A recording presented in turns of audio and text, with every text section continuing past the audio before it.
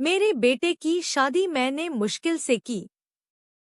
वो एक लड़की से प्यार करता था, लेकिन मैं नहीं चाहती थी कि उसकी शादी उसी से हो। मैंने उसे बहुत समझाया और उसकी शादी गांव की एक सीधी साधी लड़की से करवा दी। लड़की का नाम उपासना है। मुझे पता था कि वो लड़की मेरे बेटे और इस घर के लिए बहुत अच्छी है। इसलिए मैंने उस लड़की शादी मेरे बेटे के साथ करवा दी। उपासना हमारे घर में आई। लड़की घरेलू थी, बड़ों का सम्मान और घर का काम करती थी।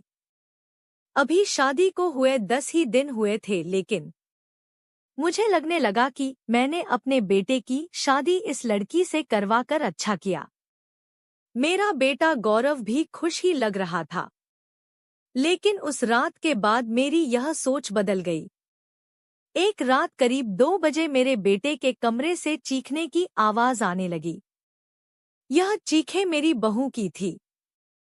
मैंने थोड़ी देर तक सुना, फिर वो चीखना बंद हो गया।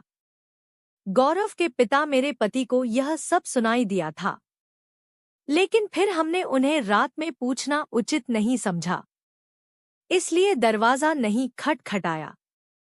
सुबह मेरी बेटी भी बोल रही थी कि मम्मी, रात को कौन चीख रहा था। मैंने उसकी बात काट दी, कहा कि कोई नहीं, शायद कोई बाहर से चीख रहा था। मेरी बहू का स्वभाव उस दिन से बदल गया। वो चुप थी सारा दिन। मैंने सोचा शायद पति पत्नी के बीच की कोई बात होंगी, इसलिए मैंने कुछ पूछा नहीं। अगले रात फिर 2 बजे वही हुआ। मेरे बेटे के कमरे से फिर चीखने और रोने की आवाज आने लगी। इस रात वो आवाज करीब 10 मिनट तक चली। मेरी बेटी उठ गई और उसने हमारे कमरे का दरवाजा खटखटाया। मैंने दरवाजा खोला, देखा तो वो बहुत डरी हुई थी। बोली, मम्मी यह क्या है? भाभी रोज रात को रोती और चीखती क्यों है? क्या होता है? कमरे के अंदर चलो, अभी दरवाजा खुलवाते हैं। मैं दरवाजे के पास जाने लगी तो मेरे पति ने मुझे रोक लिया, कहा कि रुको, अभी बात मत करो, कल सुबह दोनों से बात करते हैं। उस रात को मेरा सोना मुश्किल हो गया था। सुबह मेरी बहू जल्दी उठकर घर के काम में लग गई। मैं सुबह अपने बेटे के कमरे में गई। उससे पूछा, क्या बात है, रात को बहू रोती क्यों है? उसका चेहरा पूरा उतरा हुआ था। बोला, कुछ नहीं। उसकी बातों से और आंखों से साफ दिखाई दे रहा था कि वो कुछ छिपा रहा है। उन्होंने भी उससे पूछा, लेकिन वो कुछ नहीं बोलकर घर से बाहर चला गया। मैंने मेरी बहू से पूछा। वो कुछ काम कर रही थी। उसको देखकर ही ऐसा लग रहा था कि जैसे रात में ठीक से सोई नहीं है। आंखें साफ बता रही थी। मैंने उसे पूछा, क्या हुआ, तुम रात को रो क्यों रही थी? वो बोली, रो रही थी कब? नहीं, मैं तो सो रही थी और मुझे तो कोई आवाज नहीं आई। आप क्या बात कर रही है? उस कमरे में ऐसा क्या हो रहा था? यह बात या तो मेरी बहू जानती थी या बेटा, लेकिन दोनों ही कुछ नहीं बता रहे थे। पर दोनों के चेहरे से साफ पता चल रहा था कि कुछ है जो यह दोनों छिपा रहे हैं। लेकिन क्या? अब जब भी रात आती मुझे नींद ही नहीं आती, क्योंकि आधी रात को फिर वही होता। बहू जोर से चीखती और रोती। मेरे मन में कई सवाल थे, क्या होता है उस कमरे में? फिर एक रात करीब 2 बजे मेरे घर में वो हुआ जो मैंने सोचा भी नहीं था। मेरी बहू रात को कमरे से बाहर आ गई। उसके कपड़े कहीं भी जा रहे थे, उसे कुछ होश ही नहीं था। बाल खुले थे और वो घर के चौक में आकर बैठ गई। जोर से चीखने और रोने लगी। हम सभी घर वाले बाहर आ गए। मेरा बेटा भी कमरे से डरा हुआ बाहर आया। बहू की ऐसी हालत देखकर हम सभी डर गए थे। मैंने मेरे बेटे से पूछा कि यह क्या है? वो बोला, बस माँ देख लो, यह रोज रात 2 बजे ऐसी ही किया करती है। मैं आप लोगों को क्या बताता। सुबह जब उसे पूछता हूँ तो उसे कुछ याद ही नहीं रहता है। बोलती है, मैंने तो कुछ नहीं किया। बहू जब थोड़ी देर बाद शांत हुई तो मेरा बेटा उसे कमरे में ले गया और सुला दिया। मैं सोच रही थी कि यह क्या है। मैंने मेरे बेटे को कहा कि तू उसे उसके घर छोड़ आना सुबह। मैं उसकी माँ से बात करूंगी। सुबह होते ही मेरा बेटा उसे कुछ बहाना करके उसके घर छोड़ आया। मैंने उसकी माँ से बात की। उसकी माँ ने कहा कि यह क्या बोल रही है, मेरी बेटी बिल्कुल ऐसा नहीं करती है। मैंने जो सोचकर गौरव की शादी उससे की थी वैसा हो नहीं सका। बहू को छोड़े अब 20 दिन हो गए थे। इस दौरान उसके घर से फोन आता रहा लेकिन मैं टालती रही। मेरा बेटा भी कह रहा था कि मेरे वो दिन कैसे निकले हैं मैं ही जानता हूँ। मैं उसे वापस नहीं ला सकता। कहीं उसने मेरी जान ले ली तो क्या करोगी। मैंने उस पर फिर ज्यादा दबाव नहीं डाला, पर मैं अपने आप को कोस रही थी कि मैंने अपने बेटे की शादी उस लड़की से क्यों करवा दी। अब मेरे घर में कोई नहीं चाहता था कि वो वापस आए। इन्हीं सब बातों में 3 महीने निकल गए। फिर एक दिन अचानक ही मेरी बहू अपने सामान के साथ वापस मेरे घर आ गई।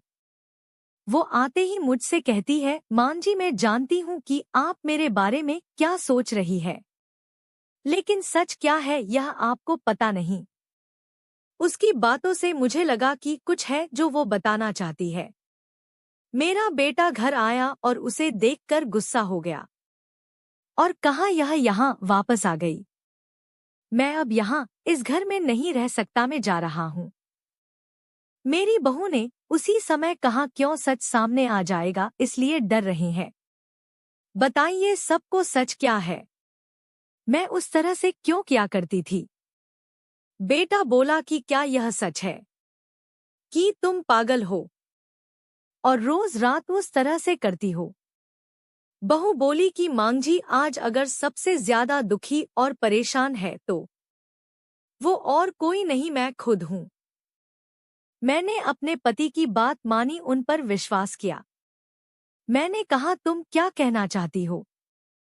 फिर मेरी बहू ने जो बताया उसे सुनकर मेरे पैरों तले जमीन खिसक गई।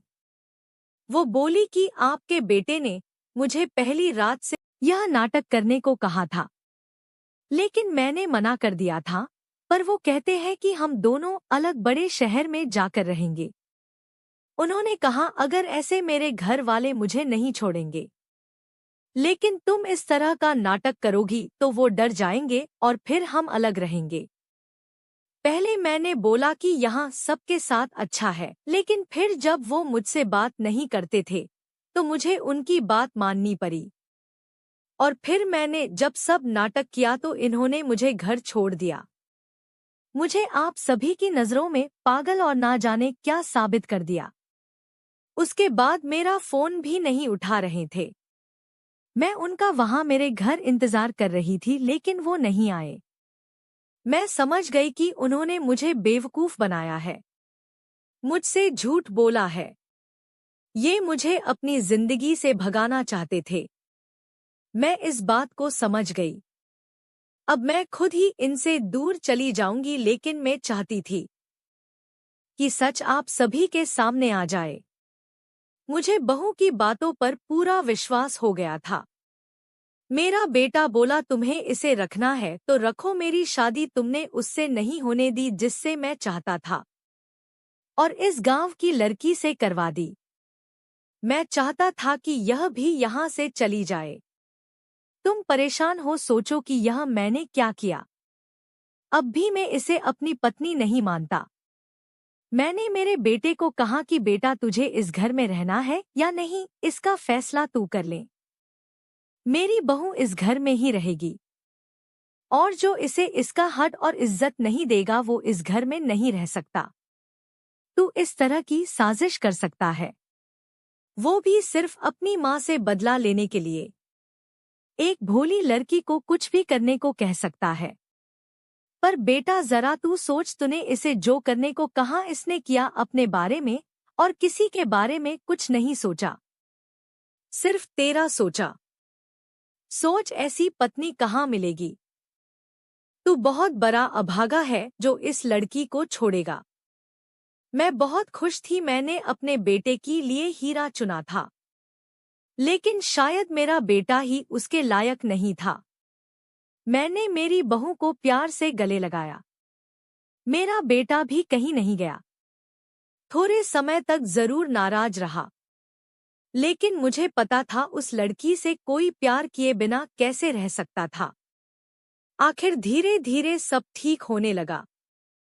दोस्तों, आप लोगों को यह कहानी कैसी लगी मुझे कमेंट करके जरूर बताएं। पसंद आए तो लाइक करें। Thank you.